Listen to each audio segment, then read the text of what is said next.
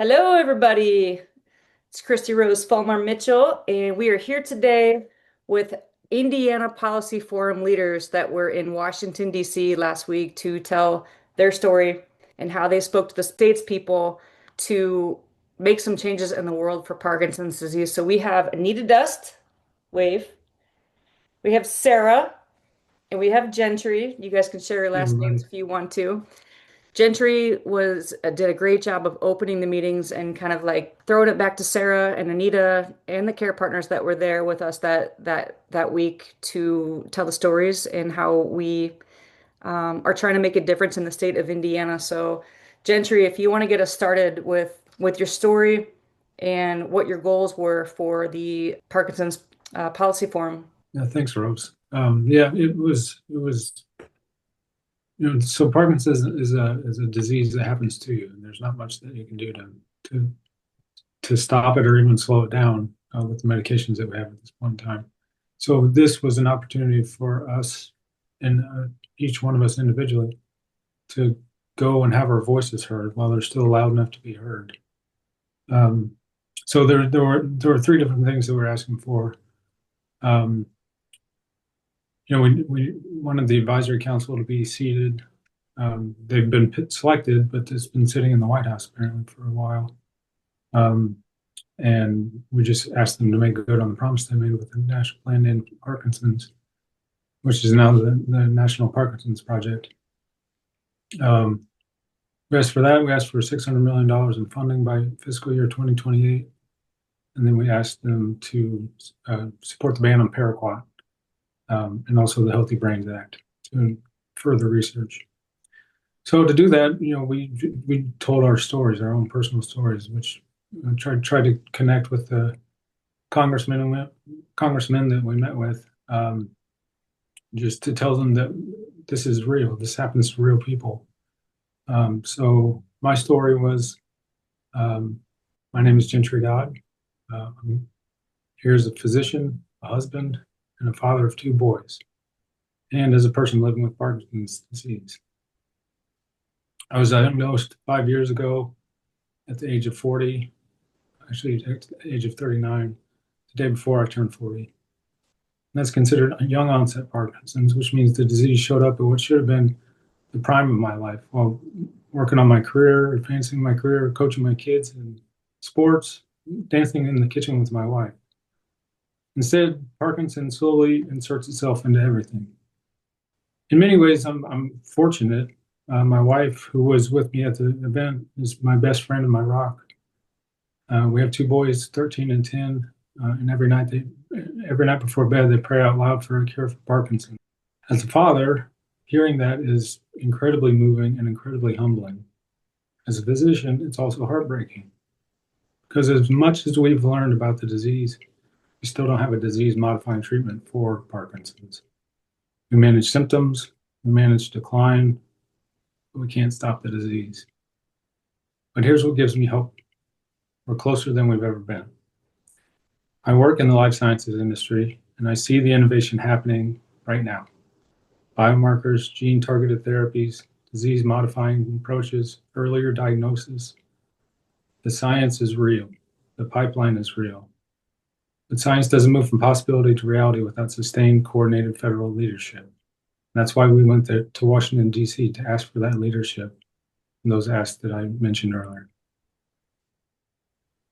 Thank you, as always, Gentry, for sharing your story. I can't believe how brave all of you guys are, all of you that shared your stories during this event. Sara, do you want to tell us a little bit about your plan to talk to these people and how you made a difference this last week? Sure. So I'm Sara Harity. This is my second policy forum. I was there in September. Yeah, similar to Gentry, I was actually diagnosed 3 months before my 40th birthday. So I got a couple months on Gentry. I was 39. I was at the appointment alone because I was 39. I didn't know what a movement disorder specialist was. I actually went and I was in physical therapy probably for 2 years with various symptoms or whatever. And it was actually a physical therapist that suggested I go see a neurologist because he's just said we do all this stuff and your body responds really well, but it comes back. So that's just leading me to believe that something else is going on. So I went to a neurologist. She told me, yeah, it's kind of, but you're young, so I don't think it is, but I'm going to send you to one of my friends and have her do an assessment. Well, I didn't know her friend was a movement disorder specialist or what a movement disorder specialist was. So I just went to an appointment, and as being 39, my husband at the time wasn't attending doctor's appointments with me. So I was alone when I got the diagnosis. She did the test, and when you're tested for Parkinson's, there's no clinical test. It's very it's a symptom-driven test. So they look for signs that, like a finger tap or a toe tap. So they look for signs that give them indication that you could have Parkinson's, but there is no actual definitive test on if you have the disease or not. I mean, even DAT scans can be wrong. So I did that, and it was tough being alone in the doctor's appointment, having that diagnosis. I went home and I told my husband, and then he had to leave and go pick up our kids. It was like a 5-minute conversation. Then we locked it down and came back to it after the kids went to bed. It was hard in the beginning to figure out what this means. When I was diagnosed, my kids were 6 and 3. I've been living with this for it'll be 5 years, the middle of May. So we didn't tell them right away because they were so young, and I needed time to process it and figure out, like, okay, what does this mean? What do I do? What are my options? And just get my head wrapped around it. That took me a while, a really long time to kind of just come to terms with it. And I don't know, when you're diagnosed with young onset, if you ever really come to terms with it. I don't, I mean, you come to terms with it, but it always kind of creeps up on you from time to time.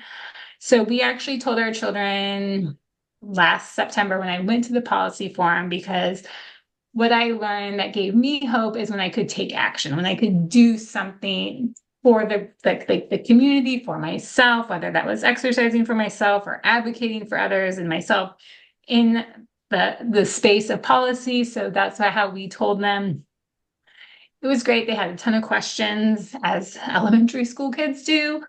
But at the same time, it's heartbreaking because, like, there are no medications, disease modifying treatments out there. And the medication that was invented that helps a lot of us living with Parkinson's was never tested on women. I mean, it was designed 50 plus years ago. And at that time, women were included in medical research. It wasn't until the early 90s, I believe it was 1992, where they started including women in medical research.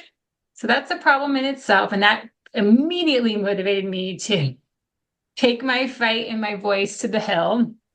And that's kind of why I decided to join the policy, because the only way we are going to fundamentally change the trajectory is if the federal government and the United States gets behind it and says, this is important to us. And the only way you get the government to hear you is if you show up. And so that this is also going on, and this is important, and they should continue on. Anita, do we want to transition to your story, because it's very important? And one of the things that I thought was so amazing about being around all three of you was it seemed like the three of you have known each other for years and practiced, the way that you were able to speak to the Congress people, the states people, and just toss it back and forth between each other. And maybe that's just something between people with Parkinson's, regardless of your age. I thought the whole thing was beautiful, the way that you guys were able to collaborate and the way that you spoke. I'm Anita Duss, and I agree with you, Rose. It felt like the three of us knew each other forever once we did that first session together. And as I was getting ready today for this, I thought, it's been a week since I've seen them. I think I've missed them. And I feel like I've made new best friends, which has been awesome. But it was my first Parkinson's policy forum. I had the good fortune to be invited by the Parkinson's Foundation. And I didn't even know what I was saying yes to, but I just felt like I needed to say yes. And I went into the sessions and listened to Gentry's and Sara's stories and tried not to cry, which I made it through without crying, but I wanted to because they're so touching. But when I started to speak, then I focused on the facts, meaning that I wanted the Congress people to know more about the details of the disease. And I started out telling them it's the fastest growing neurological disease in the world. There are over 1.1 million people in the US with Parkinson's, 90,000 newly diagnosed every year. And that number is up from 60,000 from a previous 10-year survey. And that's a 50% increase over 10 years. And worldwide, there are over 10 million people with Parkinson's, and that is expected to grow to 25 million by 2050. And the economic impact is horrific. It's currently 82 billion and expected to hit 112 billion by 2045. And despite these scary statistics, I'm really concerned that Congress will not give it the appropriate attention until the public gets behind it. And the reason I say this is that Congress gets many requests, and they all sound very important when being presented to them. So how do they decide what to focus on? And to a great degree, it depends on what the majority of voters want. And I'm not saying that in a negative way, just as a fact. And I can give you 2 examples from history as to why I say that. The first one is AIDS. The first case of AIDS was in 1981. And by the late 1990s, research stopped AIDS from being a death sentence. And in the early 80s, breast cancer felt like a death sentence. Within about 20 years, that changed, and the 5-year survival rate rose to over 88%. And the reason these 2 diseases were turned around relatively quickly is due to people getting behind them. In 1987, over 500,000 people gathered in the National Mall in DC to support the need for AIDS research. And think of the pink ribbon. Everybody knows what that is for breast cancer. The public support resulted in dramatic increases in government funding. In fact, still today, breast cancer receives $750 million per year, and AIDS receives over $3 billion per year.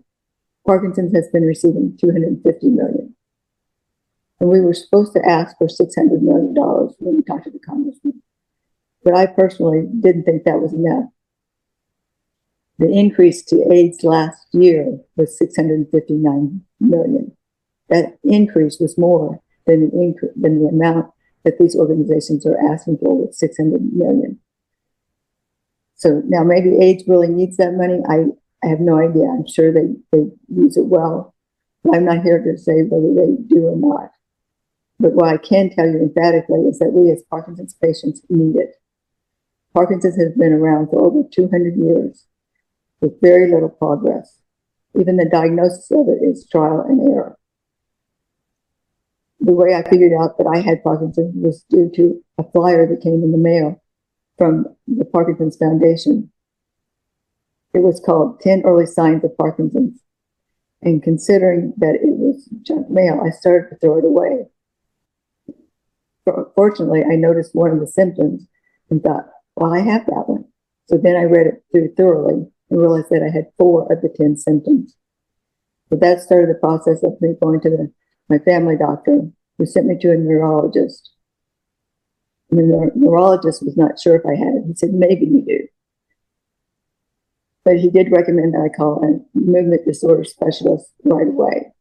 He said, do it soon because it will take a long time to get in. And he was right about that. It took 6 months to get an appointment. But I still consider myself lucky because I live in a city with movement disorder specialists. Many people do not. There is a shortage of movement disorder specialists. And I was lucky again because that process only took a year from the time I received that flyer in the mail until my official diagnosis. And a year might seem like a long time, but for most people, it's an average of 3 years and not uncommon to be 5 to 10 years because it's so difficult to diagnose. And the best advice that the movement disorder specialist gave me was to start going to Rock Steady Boxing. Rock Steady is a non-contact boxing and full body workout designed for people with Parkinson's. It was started by Scott Newman, who was a Marion County prosecutor in Indianapolis with a promising career when he was diagnosed with Parkinson's at age 40. Fortunately, he did not follow his doctor's orders for very long because his doctor told him to go home and do practically nothing because he might hurt himself. But instead, he listened to a friend of his who wanted him to go to the gym with him. And they started working out, doing boxing and different workouts. And Scott noticed that within a short period of time, his symptoms improved. He was getting better.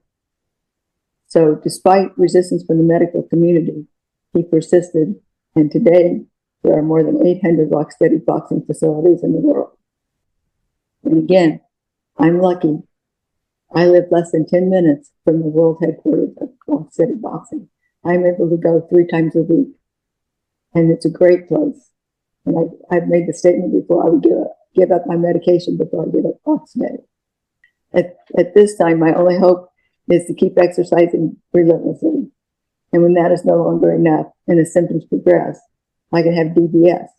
DBS stands for deep brain surgery. That's where they open your skull, insert a device, and they prefer to do that while you're awake. It is a very effective surgery, but the thought of doing that scares me quite a bit. So lastly, I want to emphasize that we have to stop viewing this as an old person's disease. Up to 20% of people with Parkinson's are under age 50. And remember, I said Scott Newman was 40, Michael J. Fox was 29, Brian Grant, an NBA player, was in his 30s. David Spinney, a professional cyclist, was age 40. And I could go on, and that's only the people that are famous and have been heard of. There are many people that we all know. In fact, 2 of them are talking to you today. Those under 40 when they were diagnosed.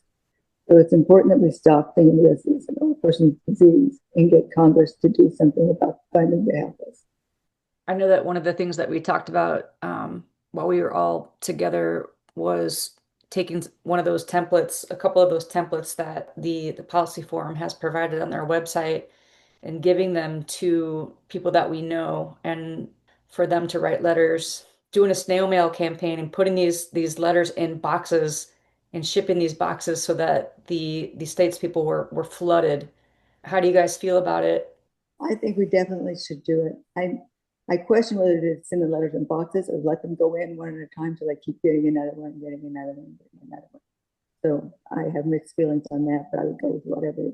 So I think both will work. One of the things when you email your legislators is there's a box on their website if you go and complete the form, because all of them have a form on their website for you to email them directly on whatever topic you want to talk to them about. And you can click that they have to respond to you, and they track how many people contact them by issue. So whether you call them or you send them an email, they track it. And so if you send them the email and click the button that you want them to respond, they have to respond to you. So that's another way that you can take as an accountability to see, like, did the office get the response? And I think you mentioned it, Sarah, being there in person, that I think makes an impact, because they can't not see you. Mm-hmm. They can't not hear you. They Yeah. can't not feel your presence. With a physical letter, it's not the same as being there, but it's a physical, tangible object that someone spent time doing, and they can't ignore it. Yeah. They can ignore an email, like you said. They can hang up a phone. So sending a letter, I think, will be impactful. You know, we went there for one day. It doesn't mean we don't have it anymore. Until either a cure is here or we're not here, one or the other. And through our website, the website the website Red Tulip for Parkinson's Awareness, I've been getting an increase in emails since I got back from the forum. People keep asking, what can we do? And I think that's one of the things that I want to tell people what they can do is send a letter.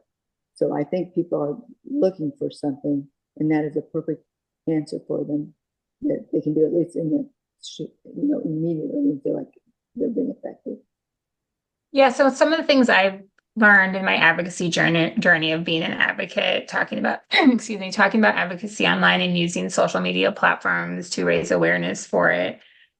People want to help. They want to do stuff, whether you have it or not. They just don't know how to do it and what to do. And so that's part of the problem not, I mean, with people living with Parkinson's, but it's also, I was talking about it yesterday, maybe online. It's the people that don't have Parkinson's that need to be the ones that start to raise the awareness, because Gentry, myself, and Anita, we talk about it all the time. Like, we raise awareness for it in our communities, we raise awareness for it on the Hill. And so it's getting people on the periphery of the Parkinson's community to talk about it. Those people calling, those people emailing. And it's scary for people to pick up the phone and call your legislators and tell them what you care about. Like, I've talked to a lot of people. I have a lot of people in my life that have not picked up the phone yet. And I try to tell them it's super easy and not scary, but they still haven't done it yet. So I think as people learn how to advocate or raise awareness or do something or take an action, there needs to be an easy button for them to do it, to take that first step, to kind of pull off that Band-Aid, to advocate, to raise awareness for Parkinson's. You're absolutely right, Sarah. Everything you just said, and especially the part about getting to the people that don't have Parkinson's, because that's what made the difference with AIDS and with breast cancer. It was all the people that didn't have those, but they cared about it. They saw how serious it was. And this is on the verge of being an epidemic. I mean, it's headed directly to being one. And so all these people that don't have Parkinson's today, they don't realize that they're at great risk of having it in the future at the rate that it's growing. So we have to get their attention now. The running joke around some of the people that I connect with on a frequent basis in the Parkinson's community is that Parkinson's has a PR problem. You think about it, it's an old man disease. When you get your literature from a lot of the organizations, it's got a picture of an old man on it. Well, Gentry and I don't look like that. I'm sorry, but we don't look like the old man on the thing. I don't look like an old man. And We did so, Anita, by the way. Anita doesn't either. I mean, none of us look like old man no. But like, that's part of the problem, is it's a PR problem. When you think about Parkinson's, I mean, it says old man disease, and that's a huge problem because it's not an old man disease anymore. I think Anita said it, 20% are young onset. That's a big number, and that's up exponentially from years ago. So that's part of the problem, is just raising awareness that this is not an old person disease anymore. It's an everyone disease, and it's going to impact someone, whether it's now or in 10 years. And that's the other challenge with Parkinson's, is symptoms don't show up for 10 plus years. I mean, that's one of the big challenges, is like, you could have it right now and not know it, and then 10 years you start showing symptoms, and it's not necessarily too late, but there's so much more we could be doing now to raise awareness, to slow it down, to prevent it. And so that's where I see the biggest opportunity, is getting people outside that aren't immediately impacted by Parkinson's to care and to understand, like, hey, what is Paracol? Why should I care about Paracol? Tell me more about that. Or how did this become the fastest growing neurological disease in the world? So that's one of the challenges, is just getting everyone else to pay attention and care. And I get it. Everyone's got a lot going on in the world, in their own lives. But this matters, and it's important to get people outside the community to pay attention, to send that email, to send that letter, to call. I think one of the biggest drivers that I've uncovered over the last 5 years of living with this is the stigma that is associated with Parkinson's, because it can be a very physical disease. So your symptoms can be very physical. It can make you self-conscious. It can make you insecure. I mean, I know I have struggled with it because I'm young and I don't want to show up to school with like my walk being impaired or not being able to do something for my kids. And there's a stigma associated with Parkinson. I mean, there's a stigma that we feel sometimes living with Parkinson's that's associated with it. And that is part of like what needs to happen, is we need people to talk about it and to raise the voices, because we oftentimes, when you have that kind of stigma, or you feel that stigma, you turn and hide and you go and pull back, and you need to pull forward because you need to interact with people, because that's amazing for Parkinson's, and having that social connection and finding a way to be a voice. And that's one of the things with breaking the stigma is all of us on this call going to DC, putting ourselves out there and raising the voices of our stories, but it's not our stories, it's all the stories that are out there. I mean, our stories were just 3, but we were there to raise awareness for everyone. Yeah, no, just the comment about it being an epidemic.